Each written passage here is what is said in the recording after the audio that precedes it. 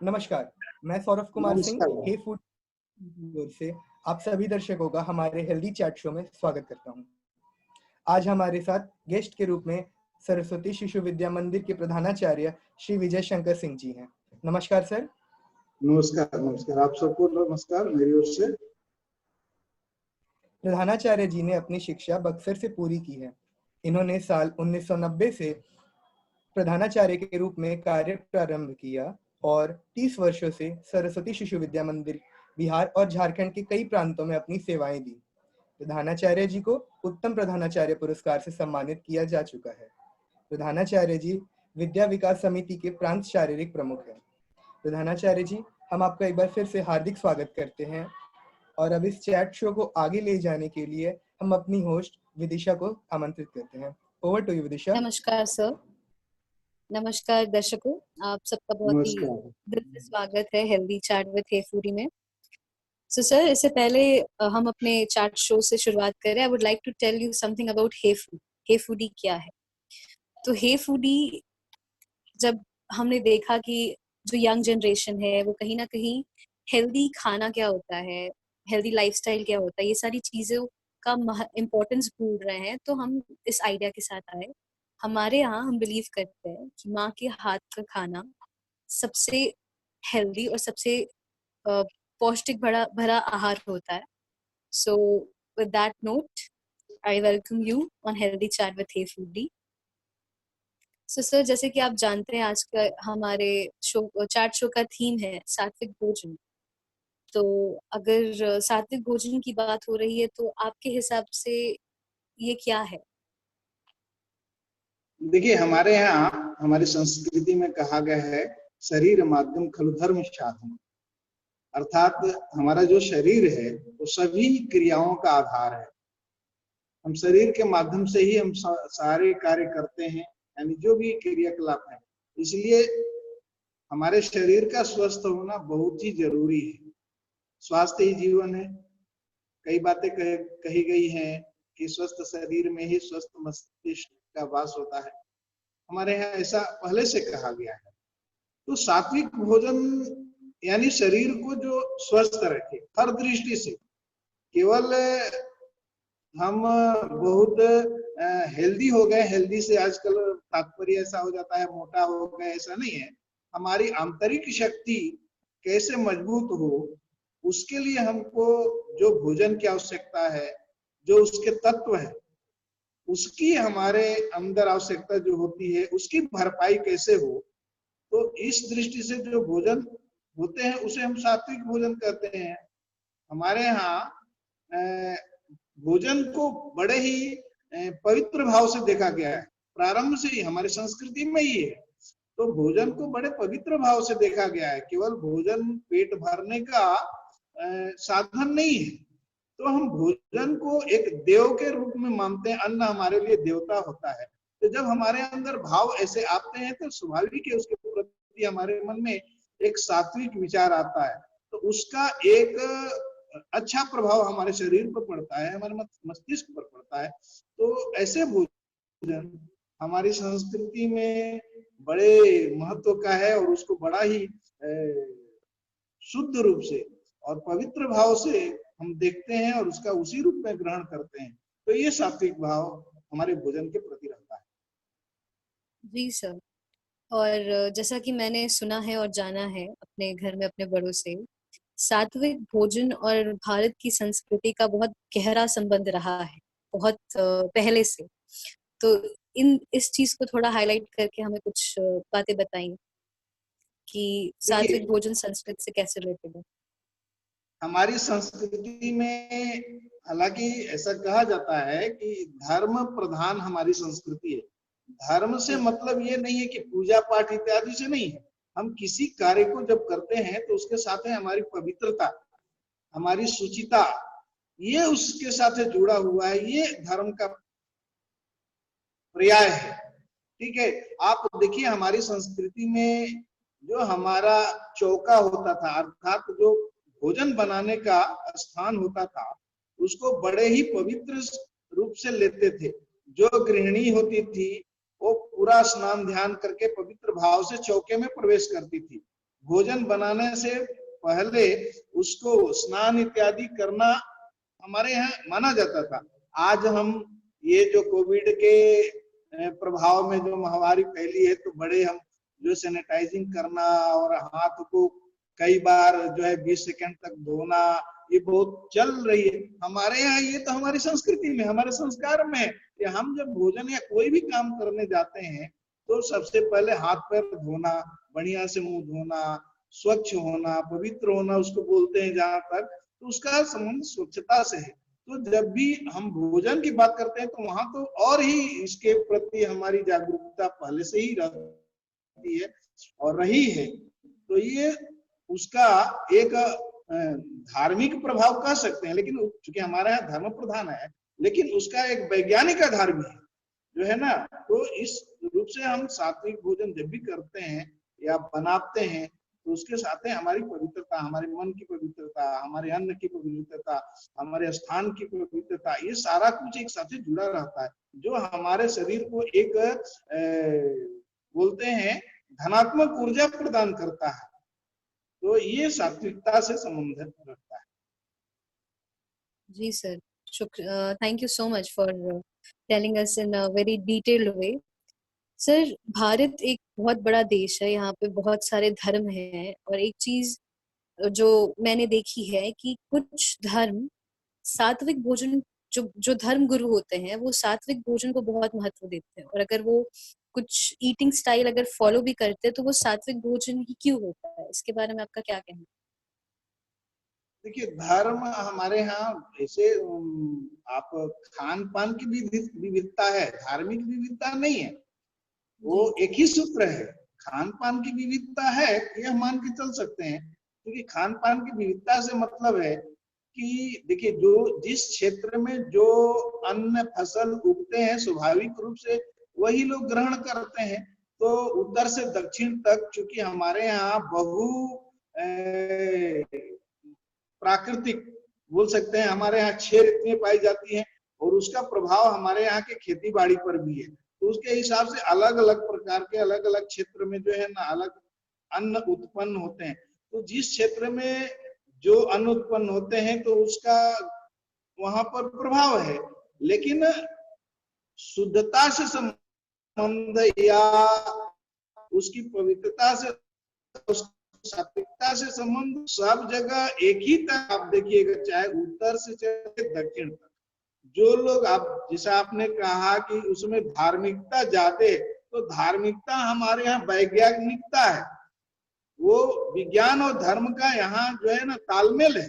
ऐसा नहीं कि धर्म अलग है और विज्ञान अपने यहाँ अलग है, नहीं है। आप देखिए, हम जो अपने यहाँ के रसोई में जिस प्रकार के मसालों का उपयोग करते हैं, ठीक है ना, आप देखिए आज बहुत जो है ना पूरा आयुष मंत्रालय या विदेशों में भी ये बात आ रही है कि काढ़े का प्रयोग किया जाए। काढ़े का मतलब दालचीनी, तुलसी, लौंग।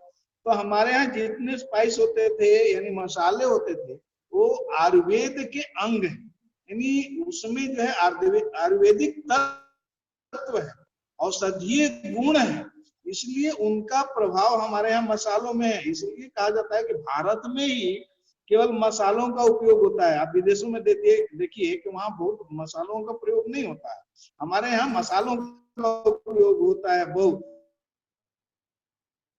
आयुर्वेद का प्रयोग होता है, औषधीय गुणों का प्रयोग होता है, जो हमारे शरीर के अंदर जो प्रतिरोधक क्षमता होती है उसको विकसित करती है, बढ़ाती है। आज यह साबित हो चुका है कोविड के क्षेत्र कार्यकाल में कि भारत के लोगों की प्रतिरोधक क्षमता अन्य देशों के बनिस्पत अधिक है। क्यों अधिक है? तो यहाँ का खान पान शुद्ध है। भले हम आज पाश्चात्य संस्कृति के प्रभाव में आ गए हैं, लेकिन मूलतः आज भी 60% से अधिक लोग जो है ना अपने जो भारतीय संस्कृति के हिसाब से ही भोजन करते हैं।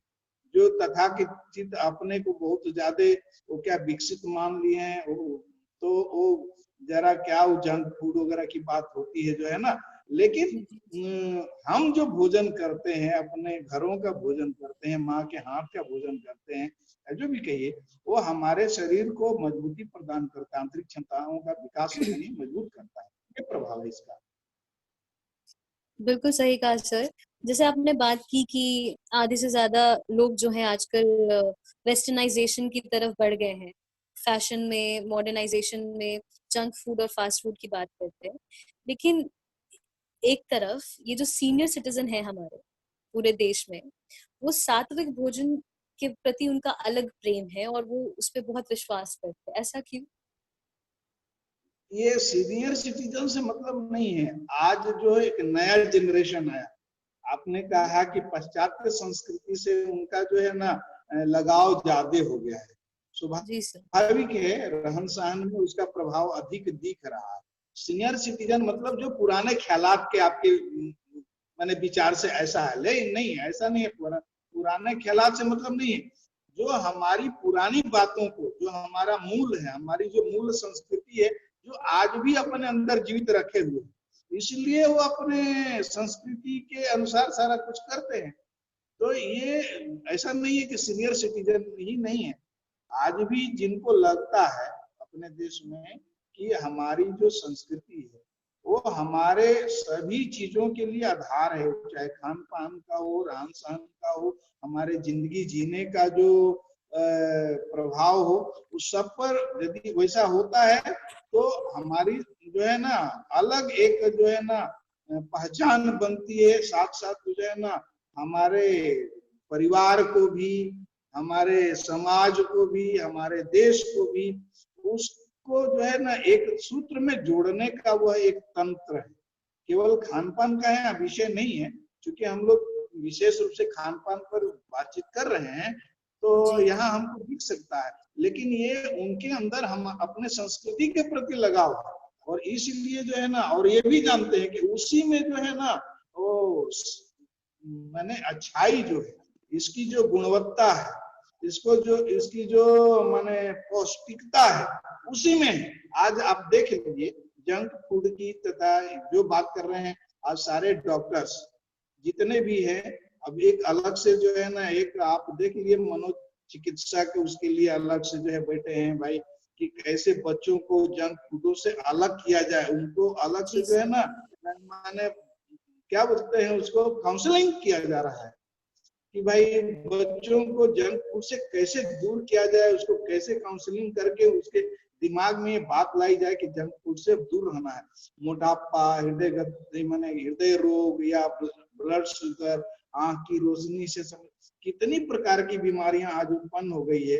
आज ये स्थिति हो गई, छोटा बच्चा अभी पैदा होता है, उसकी आंख की रोशनी नहीं रहती, चश्मा लग जाता है। छोटा बच्चा पैदा होता है, उसको हृदय की बीमारी रहती है, हार्ट पेशेंट डिक्लेयर हो जाता है। आप देखिए ये सारा कुछ जो है ना केवल बच्चा का नहीं, उसके माँ से, उसके पिताजी से, सारा चूंकि एक दूसरे से डीएनए जुड़ा हुआ है, ये है। तो उस कहीं ना कहीं डॉक्टर ये बता रहे हैं कि सारा का सारा जंक फूड का ही जो है प्रभाव है।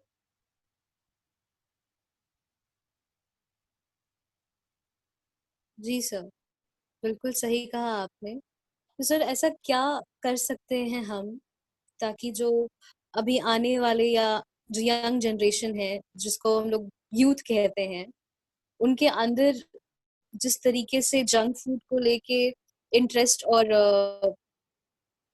अट्रैक्शन बढ़ रहा है, ठीक उसी तरह सात्विक भोजन के लिए भी बढ़े। तो ऐसे कौन से कदम है जो हम उठा सकते हैं इस चीज को सुधारने के लिए? देखिए इसमें घर के अभिभावक की भूमिका कुछ ज्यादा है। ये बात सही है कि हम अपने बच्चों के प्रभाव में आज ज्यादा रहते हैं। बच्चों की जिद के आगे जो है ना हम कहीं ना कहीं जो है ना समर्पण कर देते हैं। बात सही है, ठीक है, हमारे बच्चे जो है ना दुलारे हैं, लाडले हैं, सब कुछ है, हम उनके सुख दुख की चिंता करते हैं, ख्याल करते हैं, उनके खान पान के, उनके रहन सहन के, उनके पहनावे की। लेकिन हमको ये भी ध्यान में रखना है कि उसके अच्छाई के लिए हमको काम करना है, ठीक है ना।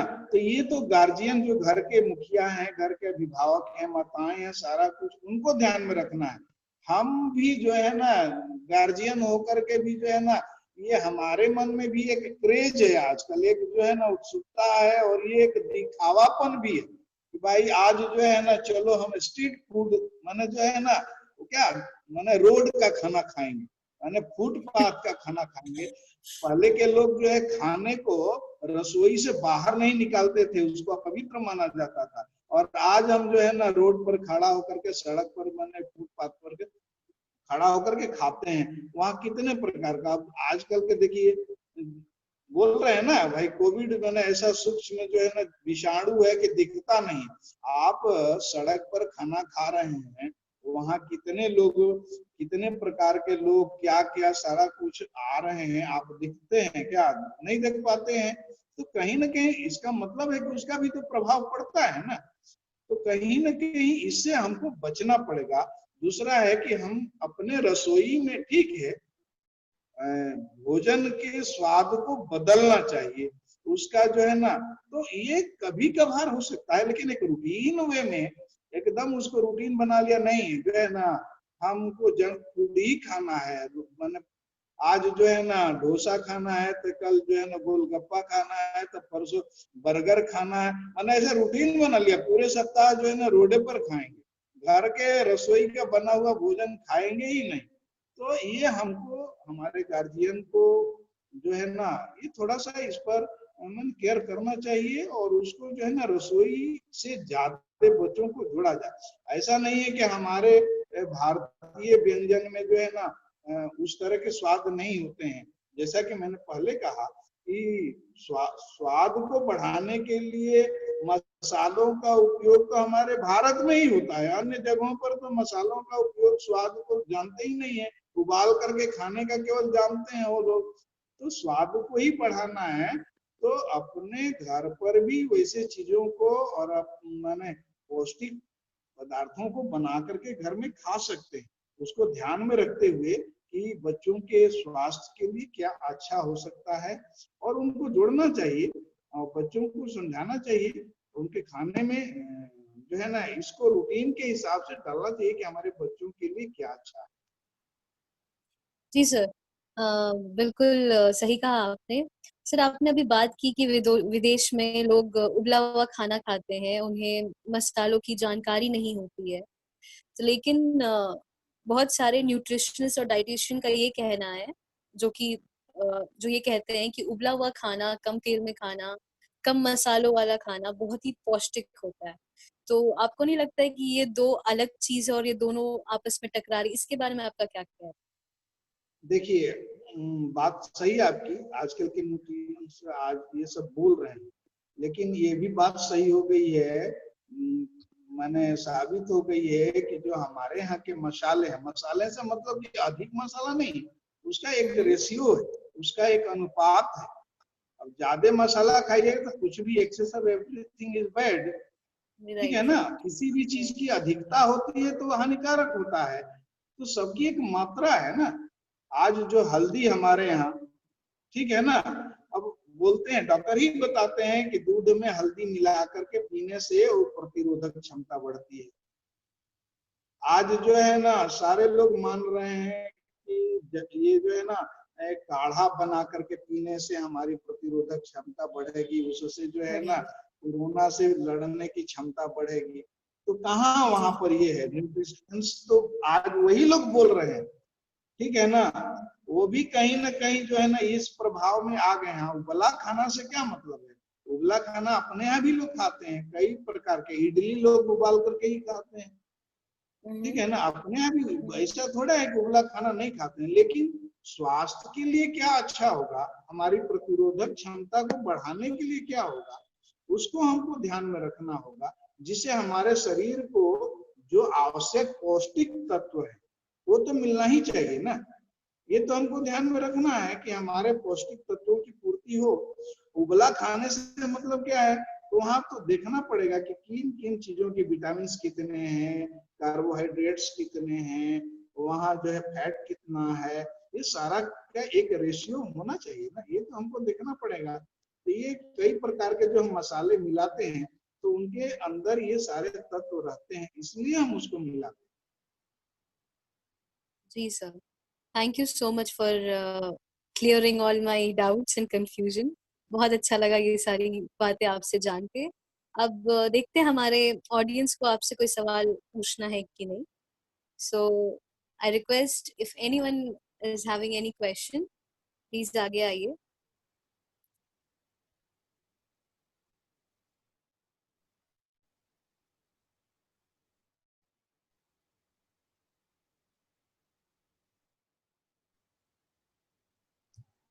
सर नमस्कार. नमस्कार नमस्कार। सर मेरा ये सवाल था कि एक फिजिकल हेल्थ है, तो फिजिकल हेल्थ का हम लोगों ने अभी डिस्कशन किया. सो आपका व्यू क्या है मेंटल हेल्थ के बारे में? मेंटल हेल्थ से मतलब ना? जी सर. जी सर. अब मेंटल हेल्थ देखिए, अभी ये बोलते हैं कि हमारा, जैसा मैंने पहले कहा कि हमारा शरीर जो है ना सभी क्रियाओं का आधार है, जननी है. तो शरीर हमारा स्वस्थ है मतलब हर दृष्टि से उसके अंदर क्षमता है, तो स्वाभाविक है उसके अंदर मस्तिष्क जो है ना जो विकसित होगा वो स्वस्थ होगा. तो इसके लिए फिजिकल शारीरिक क्षमता का विकास तो होना जरूरी है. इसलिए हमारे यहाँ देखिए पहले से ही बना हुआ था कि सुबह हमारे यहाँ जो जगने की थी कि चलो ब्रह्म मुहूर्त में जग जाना है.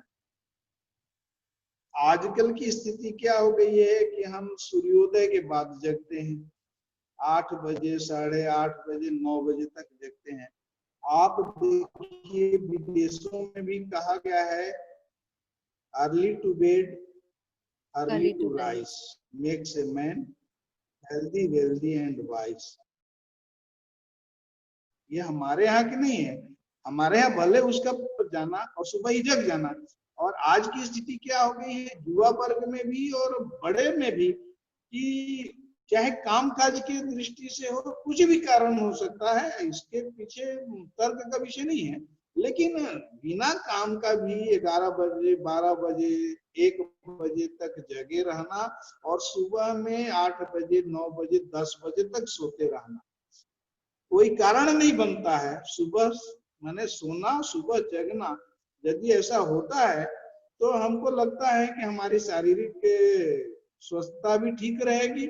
और यदि सुबह जगते हैं तो उसका कई प्रकार से जो है हमारे शरीर पर प्रभाव पड़ता है. वैज्ञानिक उसका आधार है. ऐसा नहीं है कि केवल हम धार्मिक आधार पर बातचीत करते हैं, हमारे यहाँ वैज्ञानिक आधार पर सुबह जगते हैं तो ब्रह्म मुहूर्त का जो एक आप बोलते हैं, हमारे यहाँ वैज्ञानिकों ने ये सिद्ध किया है कि उस समय एक ऐसी वायु का प्रवाह होता है जो हमारे शारीरिक या मस्तिष्क को जो है प्रभावित करता है. ठीक है ना? तो इसलिए सुबह जगना जरूरी है. सुबह हम जगते हैं तो आप देखिए सुबह जगिए, सारा कुछ करिए, दिन भर आदमी अपने को तरोताजा करता है. तो यदि तरोताजा होता है तो काम करने में मन लगता है, सारे जो है ना काम अच्छे से होते हैं. देर से जगना आलस्य रहता है. तो ये कई प्रभाव पड़ते हैं हमारे शरीर पर भी और मन पर भी. जी sir, thank you so much. जी सर, धन्यवाद सर. सर इसीलिए हमारे हे फूडी में एक कोटेशन दिया गया है, कोट है, तन्मना भोजन गता चित्तः. मतलब जिस तन मन से भोजन पकाया जाए, बनाया जाए और उसी तन मन से एक भोजन को ग्रहण किया जाए तो शरीर को लगता है. हमारे यहाँ तो भोजन मंत्र करके ही भोजन करते हैं. जी जी है ना, हमारे यहाँ परंपरा रही, भले अब नहीं करते हो, लेकिन हम जब भोजन करते हैं तो सबसे पहले अन्न को प्रणाम करते हैं. ठीक है ना? जी सर. तो जी जी ये उसके पीछे एक सकारात्मक भाव है. जी बहुत बहुत धन्यवाद सर. धन्यवाद सर, आपका बहुत बहुत धन्यवाद हमसे बात करने के लिए, हमें सात्विक भोजन के बारे में इतनी सारी चीजें बताने के लिए.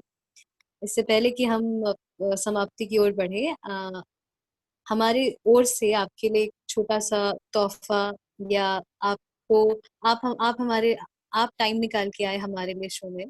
सो एक small token of gratitude participation certificate है जो आपको मेल में भी रिसीव होगा, और अभी हमारे कलीग स्क्रीन भी शेयर करेंगे, तो इसे प्लीज एक्सेप्ट कीजिए. और बहुत अच्छा लगा मेरी आपसे ओर से बात भी करके। आपके हे फूडी के सारे जो दर्शक हैं, जी सर, सारे लोगों को बहुत बहुत बधाई, धन्यवाद। आज बिल्कुल न्यूज़ को सर। सुनने के लिए। जी सर, धन्यवाद sir. I will request Dipesh और Anand to share the certificate. Yes sir, हाँ, thank you. Just a minute, certificate share हो रहा है। आप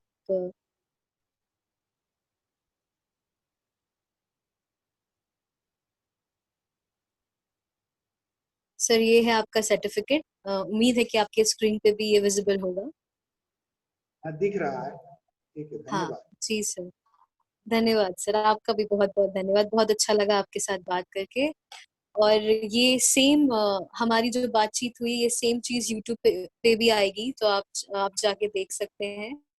और हम, मेरे जितने भी दर्शक हमें देख रहे हैं, ये उनके लिए है कि आप चाहे तो हमें हे फूडी को इंस्टाग्राम, फेसबुक, ट्विटर, इन सारी जगहों पे फॉलो कर सकते हैं हमारे बारे में और जानने के लिए।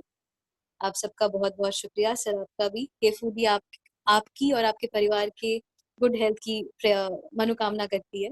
Thank you so much for being there. नमस्ते। पुनः एक बार सबको धन्यवाद। धन्यवाद सर, नमस्कार। नमस्कार। धन्यवाद सर। धन्यवाद।